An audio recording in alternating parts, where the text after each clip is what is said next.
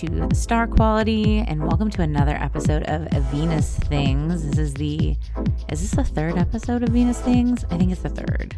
So welcome back. Venus Things is a what would you call this? Like a theme, an episode theme for the podcast, for the Star Quality newsletter / podcast. And Venus Things is an end of the month. So usually it's the end of the month. I am posting this in the beginning of the month because the beginning is kind of like the end of the month. Not what I mean. Friday, it is Venus's day. And so I'm going to be recapping all of the stuff that I enjoyed in the month of July and that Cancer season to Leo season time. I think what I realized with Venus Things and what I like about blogging and forecasting and having a one-stop space creation station is, with Venus Things, I can really reflect on what I've even done with my time in the last month. Since I was looking at the last Venus Things and I was like, oh my God, we have shifted into a totally different timeline since I last recorded Venus Things. Now, of course, I did a pretty political recap update with my Capricorn full moon post. So I haven't not discussed that, but getting on and speaking to y'all and just thinking of what a different place I was in last time I was recording Venus Things. I was really still grappling with my cat's terminal diagnosis, which she's still with us, and then now I'm thinking, next Venus Things, what will be? But for now, we're enjoying our time, our Leo season time with our kitty. If you are listening, okay, I already started diving in, so let me do some business up top. If you are listening and you're a free subscriber, what's up? This is the first chunk of the episode. The second half is going to be behind the paywall, and I'd love if you join me over there. Becoming a paid member on Substack helps me keep doing this. And the more subscribers who are paid, the more I can make even more episodes. So join me and become a member. It's basically costs the amount of buy me a cup of coffee every month. And I put out a lot of stuff for you. You'll have your weekly forecast in full, all these bonus episodes. There's going to be more episodes even coming out this weekend that will have a paywall of our new moon. Well, maybe that one won't. Then I get too generous. Okay, maybe it will. The new moon, and we'll have a Virgo, Venus, and then Mercury retrograde. Okay, maybe there is some stuff I should be. I'm just have to make and create. So, you help make that happen. If you become a founding member, by the way, you also get a free 15-minute consultation on either FaceTime or Zoom or whatever your favorite medium is. One-time 15-minute consultation, and you get discounts for readings as well. Speaking of, let's say you're like, nah, I'm good. Free is fine. Feel free to throw hearts, throw comments, repost, reshare. If you're listening for free on Apple Podcasts or Spotify, please leave a review and all that stuff. If you're a creator person, you just have to do this stuff. You just have to be like, please heart it, share it, pay for it if you can. Whatever you can, I appreciate. I want to talk about, so if you're like, no, I'm going to stay free, which is fine. There's also a 7-day free trial if you want to give it a go and see if it's your bag. But I do have a sale for astrology readings that is lasting until this Sunday, ends at late, basically first thing Monday morning. You don't have to have the reading by then. You just need a book by then. And if you use code THATNEW, you'll get 20% off all readings. I did just update my menu. I'm experimenting a little bit before we go into Mercury retrograde this weekend. And I think that's a great time to if you ever have anything new you're trying to offer, Mercury retrograde can be a really good time to test out and, do a pilot launch sort of thing of whatever you're doing. If you'll notice during Mercury retrogrades, that's when you'll get so many updates from Apple. I don't know where I heard this, but I heard long ago that Apple does their update testing during Mercury retrogrades because they want to test it at its buggiest. And if it's working, then when it's at its like peak disruption, then like cool. So yeah, that's kind of my thought process with trying to launch something or launching something, before there's a Mercury retrograde, because I think it's like a really good time to put things to a test and see what people like, if it's like the right amount of time and whatever. So yeah, there's still natal chart deep dives that are like 1 hour deep dive consultations, and I've offered shorter ones too. There's a 30-minute and 15-minute session now. Still the solar return birthday readings. Auspicious date selection is a new one, because I've had a few people ask for that, and so now that is just its own consult. Another one I'm really excited about is creative unblocking. I have an art background, and I think so many realms of work and practice can be done through an artistic lens. And so creative unblocking is just a reading that we can look at your chart and see what your natural creative talents are in your chart, and then also just have the space to kind of like workshop things if you have like an idea for something. And it's part astrology, sort of part like we can work on your pitch for whatever it is you are working on. Compatibility readings is a new one. This is for 2 people. So you do have to, fill that out with 2. Oh, I skipped over the location one. Some more astrocartography offerings with relocation charts. Look, that one's called location. So if you're feeling drawn somewhere, we can look at the astrology of that. And now offering on retainer, I'm your astrologer for the month or for the year. This is like on-call, unlimited text, email support, bi-monthly readings, and just general being your own personal astrologer. So that's a new one.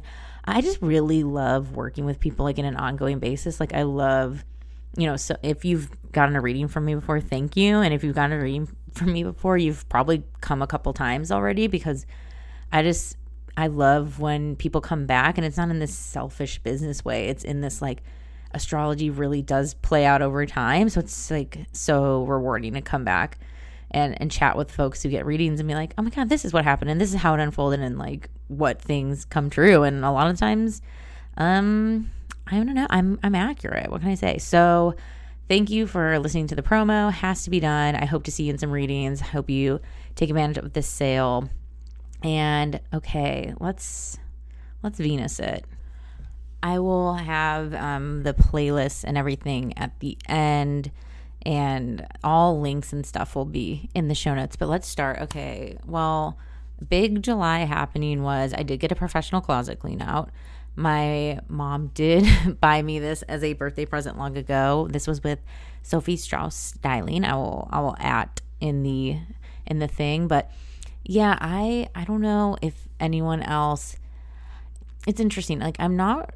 Okay. I'm like, as soon as I'm about to explain myself, I'm like, don't lie to yourself, which is, I do have a problem keeping clothes for so long. And I think I don't really shop that much for clothes, and I do purges and clean outs, but I have not cleaned out my closet in probably, I don't think I've done it since I moved into this place. I moved into my current apartment in June 2022.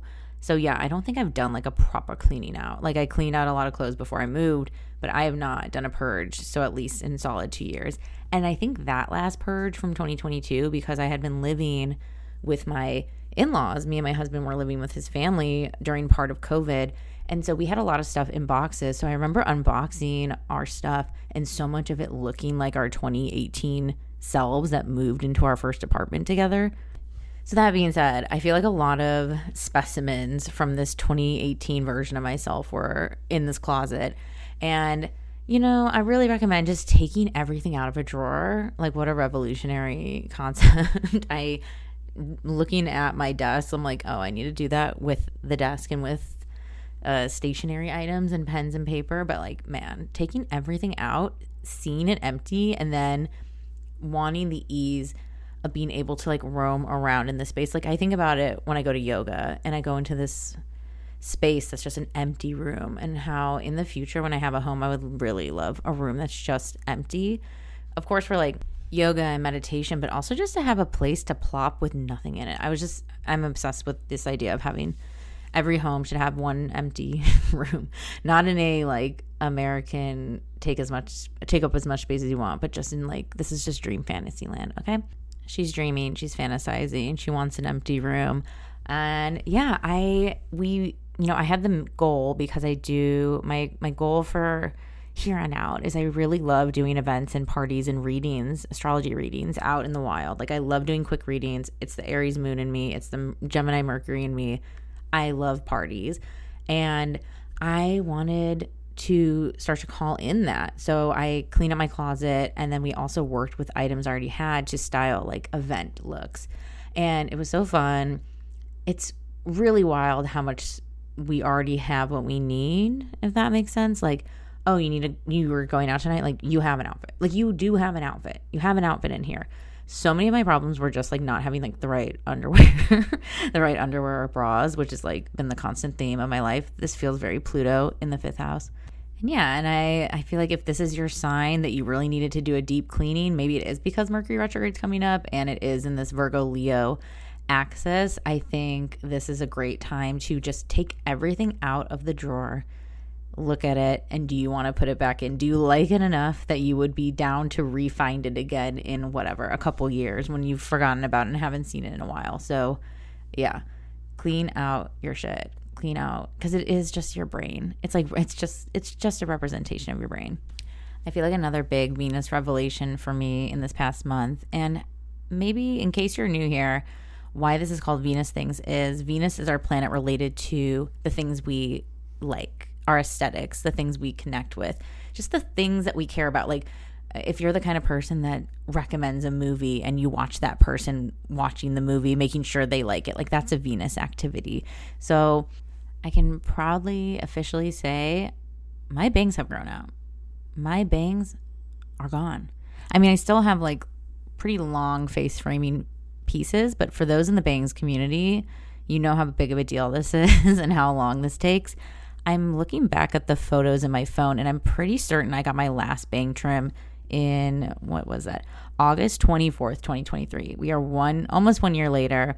That was the last time, I believe. I know it was like around like the Leo Venus retrograde time. My forehead is available. My forehead is out and open. I do feel like there has been a learning curve in terms of the vulnerability of having your third eye much more visible.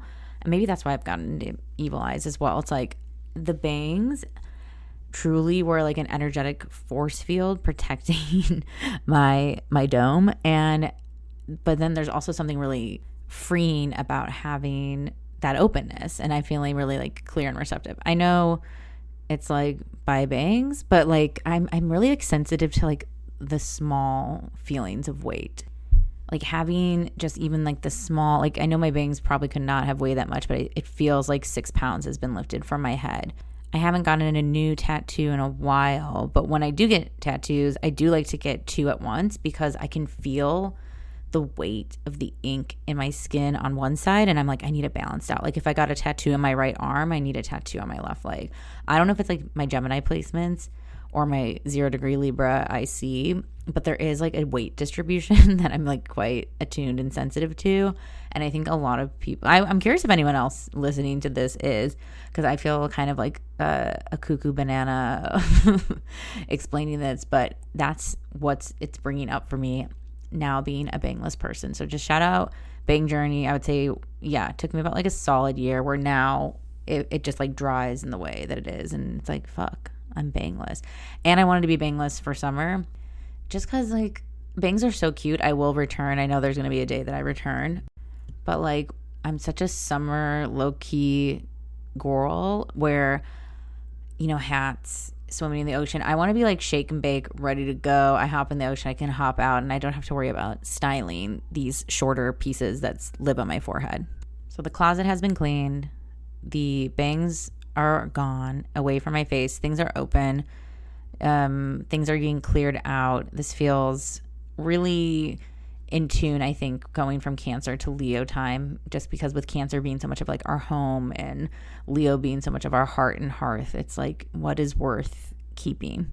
And I'm sure some of you listening can probably apply that to not just like your material items, because I do think the material can be more emphasized in Leo season, but probably also in terms in terms of your partnerships and relationships and whatever you have going on. It really is like, do I like this? Do I want this? Does this match the current energy I'm trying to put out? And again, I will always reiterate, because it bears repeating, under the guise of do no harm, right? Like, we never want to like use people or think that everything and everyone is disposable, but it is more of like, what do we want in terms of quality versus quantity? I'm so feeling that this summer I want quality.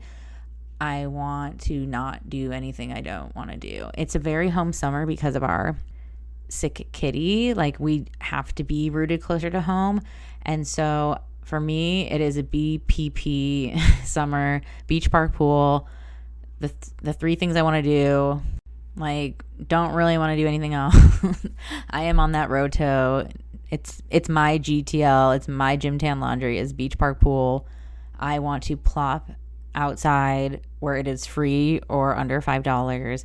And it's really just because I think, I don't know, there's something in the 2024, maybe it's the election year of it, maybe it's the inflation of it, maybe it's just the like return to air quotes normal post COVID, but there is just something that feels off and a little funky and a little bit like, there's like a little bit of like, and this happens I think in Leo season, the bar is so high, like Leos just have such a high standard that I feel like if there's like, it's easier to be disappointed in Cancer and Leo season.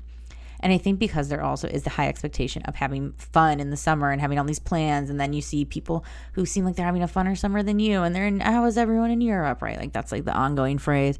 But it's real. Like, there is that comparison that definitely happens. And especially with Cancer and Leo, they just shine so much light, right? Like, they're the moon and the sun. And so it feels like we're really seeing everything. And we also have a lot more daylight out. Oh my God. I think that is something I wasn't expecting this summer, is how like long the days are. I was like, oh, I love summer and going out and, you know, being in water and hanging out with friends. But then there is just something where it's like, there's just so much light in the day. I don't know. I'm craving the darkness. And I know when the darkness comes in winter, I'll be like, I'm craving the lightness. But yeah, long fucking dog days of summer, my guys. All right, I feel like I have to clarify. I obviously knew the long days were coming. I'm aware how the seasons work. As an astrologer, I'm like acutely aware of how the seasons work. So just know I wasn't shocked that the days are long. Like, what? So, excuse me? Days are long? Wow.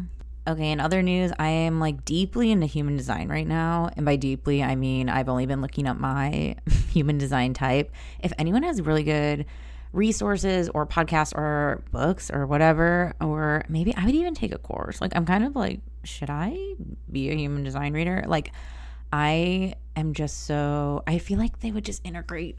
I mean, it is basically like part astrology, but I think it would just integrate so well. If you don't know what human design is, God, I don't even know how to give a quick description of what this is. Well, this is straight from Wikipedia, but human design is a new age practice described as the holistic self-knowledge system. It combines astrology, there you go, the Chinese I Ching, the Judaic Kabbalah, the Vedic philosophy, and modern physics. And so, oh my God, I thought it was, okay. He published, the guy who invented it, this is why people critique it, because it's new, which I don't think is like the most valid thing to critique. You know what I mean?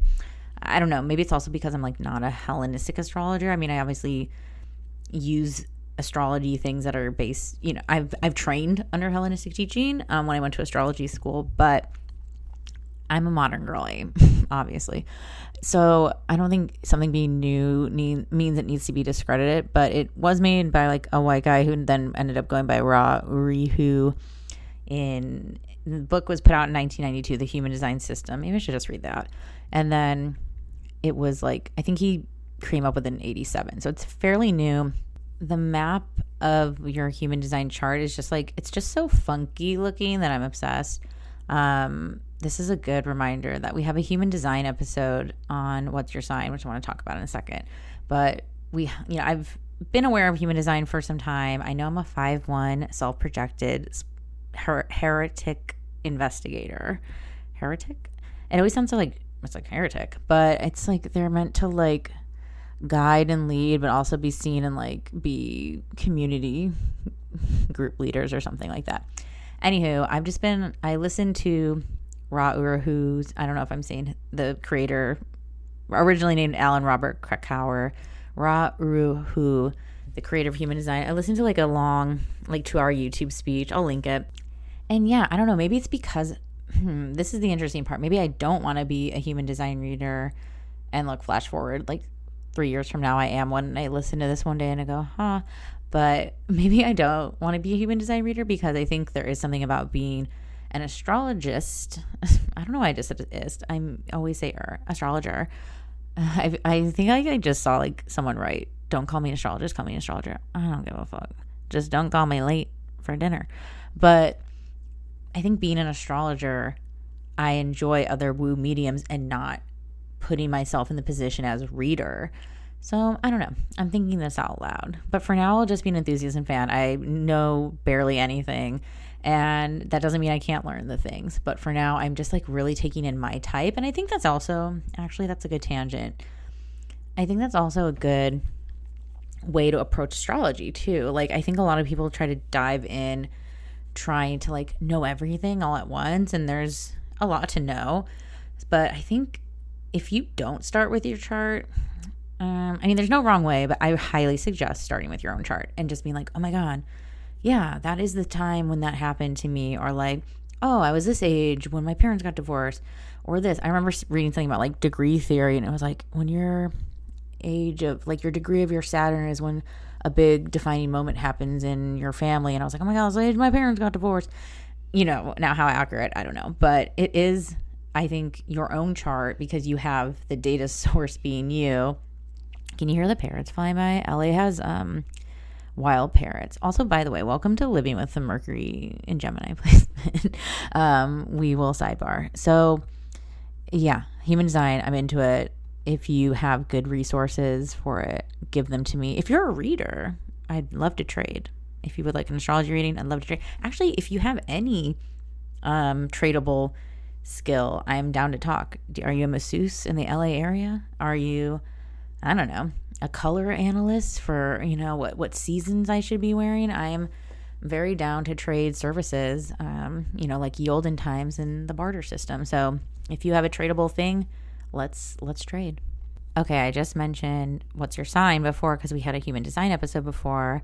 And after over, I believe, oh my God, 300 episodes and 3 million downloads and so many iconic moments. What's your sign? You might be here because of what's your sign. I know I'm here because of what's your sign. What's your sign has been such a catalyst for growth and exploring astrology and like doing this as for my life, you know, like this is just, it's integrated into my system. And what's your sign has called it a wrap after 6 years. So shout out to what's your sign. You can go listen to the archive and I really recommend it because if you are someone that is looking for, I don't know, just a whole episode about Venus or a whole episode about Sagittarius, or an interview with Susan Miller or Chani, there is, you know, a huge fucking archive of episodes and they're all really good. And so please, you know, what's your sign will live on forever. And this is the good reminder too, if you are looking to create something, even if it has like a, you know, I mean, we had a decent long lifespan, but let's say you make something for a month that's like a podcast or a blog or something, it will still exist. I mean, back it up always because who knows what the future of the internet will be, not to be all Pluto and Aquarius about it. But yeah, just the reminder, if you have something you wanted to make it. And then also it's going to serve as this constant resource thing that will exist. So I will link to the show and you can go, you know, just search through your podcast app or whatever. If there's a specific topic, we probably talked about it and sometime in the 6 years. But I'm still yapping over here. Can't stop, won't stop. And you think I'd stop yapping when Jupiter's in Gemini? When I'm in my Jupiter return? Psh, psh, you don't even know. Okay, what else? July. Oh, I did a show at UCB with Alyssa Sabo and Monica Lumba. This is the Sabo Lumba talk show. And it was so fun. It was so fun to be on a stage for Leo season. I have not done that since I think like our What's Your Sign live event last year. And, you know, I was just calling in more fun, random ways to like bring astrology out and do things that aren't just like events and readings, but like, I don't know, just being like, it's like being a panelist, right? Like, it's so fun. I love being a talking head. Actually, this will come up. We'll talk about that later with like, I love the 80s and stuff, because I've been watching that. But yeah, I got to be the expert there. I went to the Garibaldina Italian Society for their pasta platter, which was like an old school intergenerational, pay a flat fee, you get a ticket for wine, you get plopped down meatballs, and just, yeah, I've been out the house like way more than I thought I was going to be in this Cancer season. And I know, and in Leo season, like, and I know I see my calendar for the rest of August. I'm like, whoa, she's leaving the house. Good for her. Okay, I think I can get into like the stuff of it all. New segment for Venus things is let's go top 3 eats. What have I eaten this past month that just like really stood out? And we'll say 2 contenders are from the North Hollywood area. So if you're a LA local, that's pretty huge. Top eat, pasta people. I feel like I need to get a pasta reoccurring moment happening over here, because you know I am forever the carb queen. I am forever the pasta princess. But the fusilli alla vodka from Donna's in Echo Park was so delicious. That is a hot reservation to get. I did have someone on the inside. I was overserved. I was given my rosé was filled up to a point that would have killed a small child, but I lived to go out dancing after. I lived to Uber my leftovers home so I would not have to abandon them, so I could go to the club. That is dedication. That is carb queen energy. That is, dare I say, oh my God, Brad Stommer. Also late to the party, happy to arrive. I'm in a shabu shabu now. My dear friend Maddie, who was on the Cancer New Moon Live from the Lagoon episode, was in town in July. She was present for 2 of these meals. Shout out to Maddie, my Cancer rising sister, and subscriber, paid subscriber, supporter, friends supporting friends, and check her out, Chunky and Funky Maddie on IG. Gorgeousness. So we went to shabu shabu. I don't know why I always maybe I went to like a bad place years ago and it's like not my go-to. It doesn't come to my brain, even though I'm a big soup fan. But I went to Aki Shabu in North Hollywood, $42, all you can eat. Go. Run, don't walk. So fun. Unlimited stuff like udon noodles, shrimps you can throw in. Just a fantastic time. Also came with ice cream at the end. Also, the $42 includes all you can eat appetizers, which was sushi rolls and crispy rices and just so many things. I was shocked. It was fun with a big group. I do think all you can eat places are the best with a big group because then you can order different meats or different sides or whatever. We did film the viral TikTok of the time, which is probably 900 years old by now. Again, different lifetime, different portal. Joe Biden was still the nominee. We did the TikTok trend. I don't even know what you call it, shorts and a slick back bun. Shorts and a slick back bun. It's like when you chant your friend's ensemble or distinguish features or whatever distinguishing things they are adorned with. We did have a woman filming us as we were filming ourselves, and then at the end when we were done filming, she stayed for the entire duration. I think we had 8 people, so it took a minute, and we were art directing the fucking house down. But I wish if you find this video of her filming us, it didn't feel like she was the kind of woman that was going to post this. I don't know why she was also then filming it if you're not going to post. Anyways, but she filmed us filming our thing and then yelled, "I love you. I love you guys. I think she said, you're so cute." If anyone from my group remembers exactly what she said. So not only a delicious meal, a fun time, bringing the friends together. Also, you get your own individual hot pot, heater plate. So you have this bowl, this empty space in the table, and you put your own private liquid. You pick your own different liquid. I did a creamy, spicy something. I can't remember, but it was so fucking good. And then I also need to shout this out because when we were in there, I think we were one of a couple people in there, and I need to see this place crowded because I can't afford to lose this sushi place. If you know anything, the Valley is known for its sushi in Los Angeles. And this is not in Sushi Row, but not too far away. Also in North Hollywood, Kazuki Sushi. So good, so cute, ambience on point. Go. Another run, don't walk. Enjoy. So yeah, that's my top 3 eats for July. Will I keep doing this? I don't know. Will I keep recapping the food? I don't know. But there was some 3 standout dishes, and I feel like they all really hit the spot. And if you're a local listener, fucking go eat it. Go eat it up. Okay, let's talk about let's get into music stuff. Yeah. Okay. I did go to like maybe the worst concert I've ever been to in my life in July. All right. Yeah, this will be for the I'll talk about that in a sec, but before I do, I want to shout out to my friend Callie Matthews, another supporter of the Substack, and she just had a cassette tape release for her, would you call it band? I think we can call it a band, Eloquent Vulgar. You can go to topospress.bandcamp and search Eloquent Vulgar. I'll put a link, but this is going to be like so nice to listen to, especially if like you're working on something. I'm not saying to not give it your full attention, but it definitely is a really good ethereal poetry music project that my friend Callie and her bandmate Stephen Long I will read this review from Mr. Minsu, Joshua Minsu Kim on Twitter, but this was a post with the Bandcamp for the release of Eloquent Vulgar's Blender collection. Lovely new album today from Eloquent Vulgar, which is a new collaboration from Steve Long and Callie Matthews. Scrawled text and other focused sounds, the gentle sound of laughter amid sparse synth and percussion, tenderly spoken poetry, early morning music. And I agree. So if you need something cool to listen to, I'm going to put a link that's on Bandcamp. You can buy it too or throw some bones. And I need to get myself a cassette of that. Okay, now let me get into... That was not the worst concert I saw. I have not seen them live. I would love to. Hopefully they do an LA show. Or maybe I go to New York. I'm due for a New York visit. But let me get into the worst concert I saw.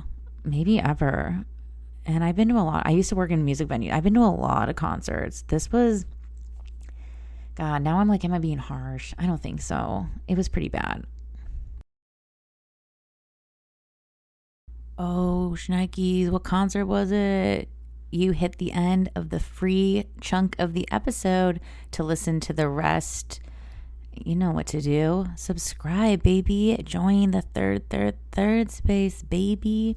But seriously, if you do sign up to be a paid supporter, thank you. There is a 7-day trial, so you could like hack the system. But I hope you stick around and support me. Buy me a cup of coffee every month. If you're here, you're liking it. Thank you for listening. And if you are a paywall person and you're like, why am I getting this? You better log into your Substack and get to listening. Okay. XOXO, Stevie. Talk to you later. Bye.